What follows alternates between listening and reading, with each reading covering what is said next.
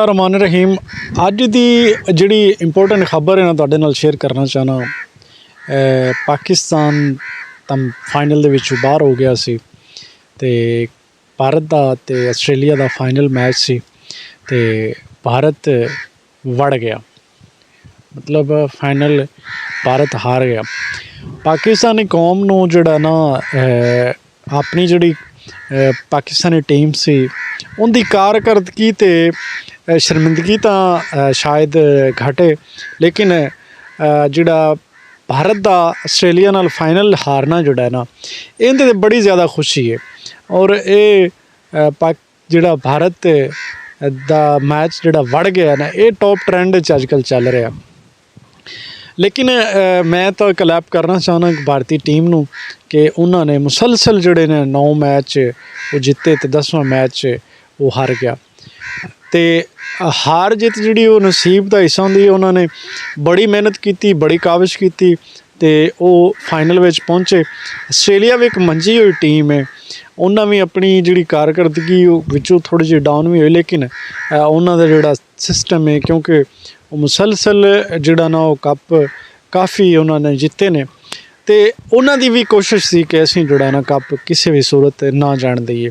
ये टारगेट अगर 3-4 दे round about होंदा ना 400 दे राउंड अबाउट तो मेरा ख्याल सी कि शायद मैच टफ होना सी।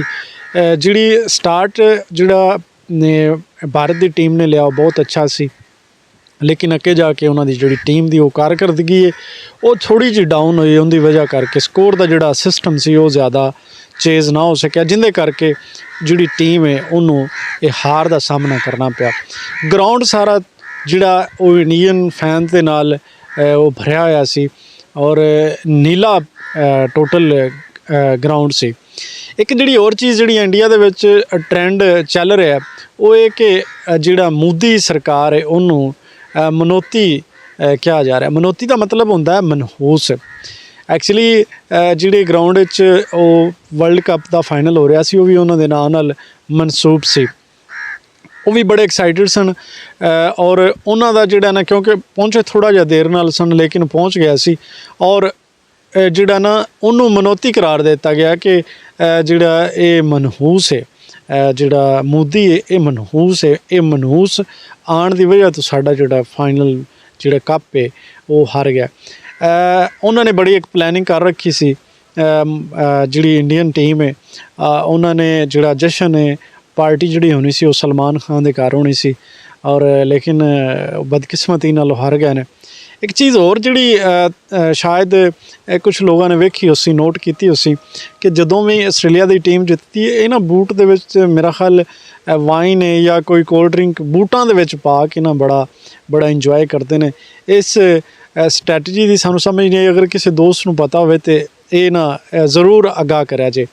मैं जिहड़ी इंडियन टीम है उन्होंने कंग्रेचुलेट करना चाहना और जिन्हें भी दोस्त ने चलो कम अज़ कम एक हार जित नसीब होंदी है, हार जित तो एक टीम ने तो हारना ही सी, लेकिन इंडिया की टीम कम अज़ कम इस हद तक खेली कि फाइनल पहुंची।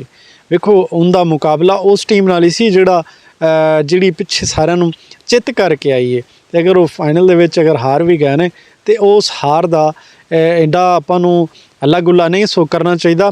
सानू अपनी जिहड़ा शर्मिंदगी का एहसास होना चाहिए कि साडी टीम ने किहड़ी कारगर साडे नाल तो अफगानिस्तान की टीम अच्छा खेड गई कि चलो मैच तो बाहर होए ने कोई मसला नहीं, लेकिन वो बड़े खुश ने कि असीं वड्डियां टीमां दे नाल असीं मैच पाया तो असीं जिहड़ा ना एक जिहड़ा लोगों के क्राउड दे विच जाके असीं खेडे, सानू ये बड़ा खुशी है।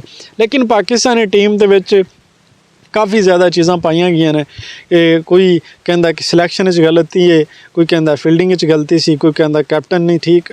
एक क्या सराइयां ने सानू आस्ट्रेलिया रंगी या इंडिया रंगी क्रिकेट असी खेडी नहीं, अगर खेडते तो शायद असी भी जिहड़ा ना वो किसी मुकाम ते पहुँचे होंदे। असी लोग जिहड़े ना वो एंड ते दुआवां ते छड़ दिंदे आ विचों कोई चमत्कार हो जाना सी, ये हो जाना सी, वो हो जाना सी, ऐसी कोई कसर नहीं छड्डी सी फाइनल तो बाहर होने या सैमी फाइनल तो बाहर होने च। ਤੇ ਖੁਸ਼ਕਿਸਮਤੀ ਨਾਲ ਚਲੋ ਕੋਈ 2 ਮੈਚ ਅੱਗੇ ਆਏ, ਲੇਕਿਨ ਉਹ ਆਉਣਾ ਵੀ ਉਹ ਬਸ ਕਿਉਂਕਿ ਮੈਚ ਦਾ ਹਿੱਸਾ ਸੀ, ਇੰਨੇ ਮੈਚ ਅਸੀਂ ਖੇਡਣੇ ਸੀ।